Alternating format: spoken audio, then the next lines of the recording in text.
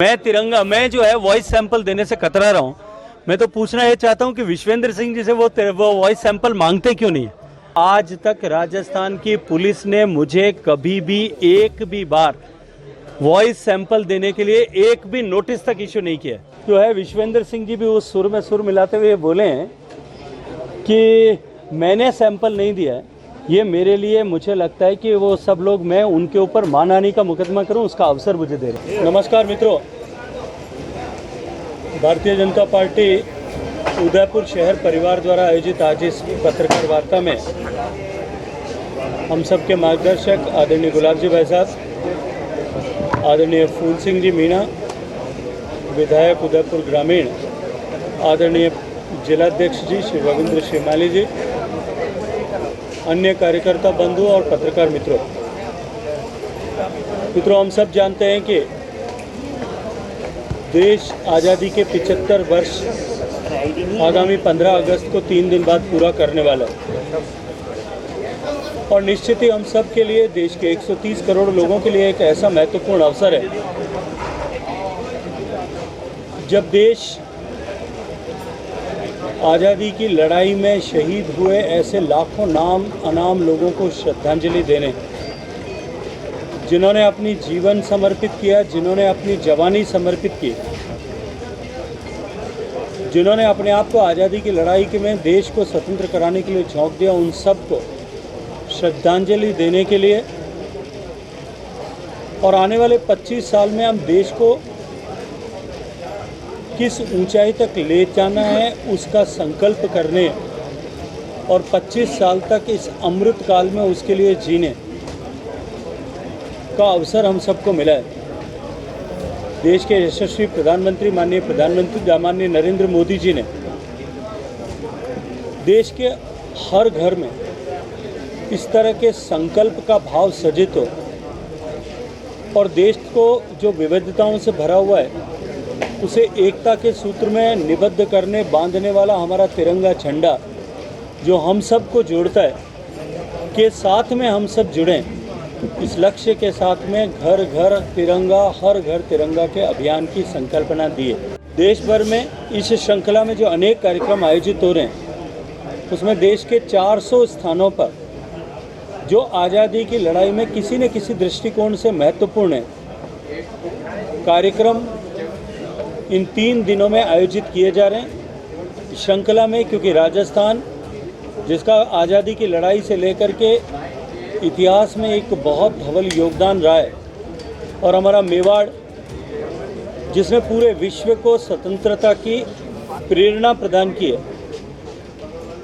उस मेवाड़ की धरती से जो आज़ादी के आंदोलन में एक लंबी क्रांति, अहिंसक क्रांति के रूप में बिजोलिया मूवमेंट के रूप से जानी जाती है, उसके साथ जुटे सभी लोगों को हम श्रद्धांजलि इस समय दें, श्रद्धेय माणिक्यलाल वर्मा जी का स्मरण करें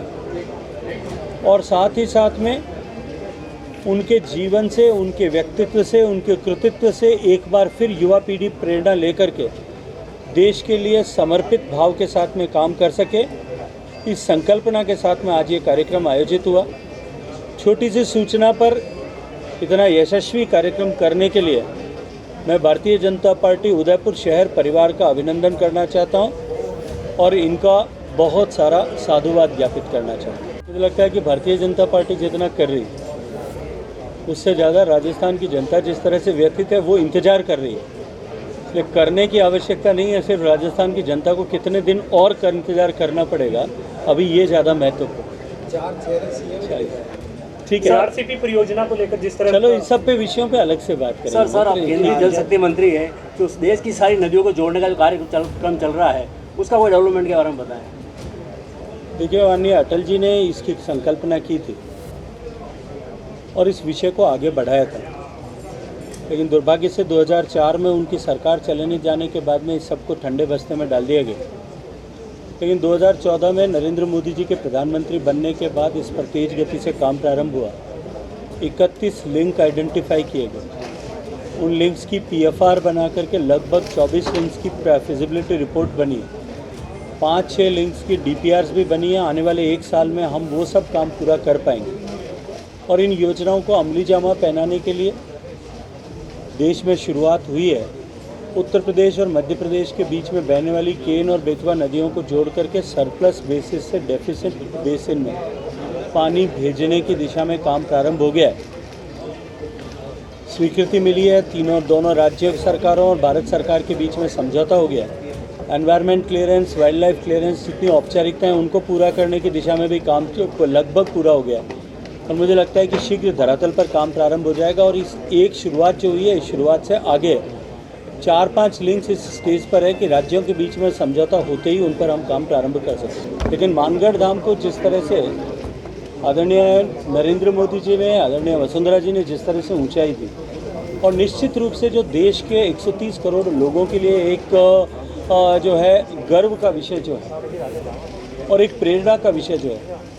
ये हमारे राजस्थान का जलियांवाला बाग जिसमें सैकड़ों लोगों ने अपने आप को कुर्बान कर दिया, कि निश्चित ही हम सब के लिए प्रेरणा का स्रोत है। और देश का केवल आदिवासी समाज ही नहीं, देश के 130 करोड़ लोग उसके साथ में जुटे। आज़ादी के इस अमृत काल में जो कार्यक्रमों की श्रृंखला थी उसमें वहाँ कार्यक्रम आयोजित किया गया था और आने वाले समय में भी देश का प्रत्येक व्यक्ति ऐसे स्थानों के साथ में जुड़े इसी को लेकर के इन कार्यक्रमों की रचना की। भाई साहब, देश के अंदर गरीब कल्याण योजनाएं चलती आ रही है। गरीब कल्याण की योजनाएं देश को आगे ऐसा तबका जो पीछे रह गया, जिसको विकास की सर्वाधिक आवश्यकता है,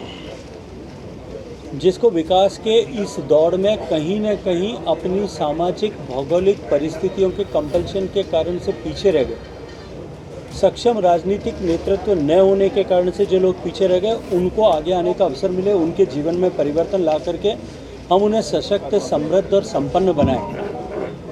माननीय प्रधानमंत्री जी ने इस दिशा में देश के आज़ाद भारत के इतिहास में सर्वाधिक काम किया। देश के करोड़ों लोग जिनके घर में बिजली नहीं थी,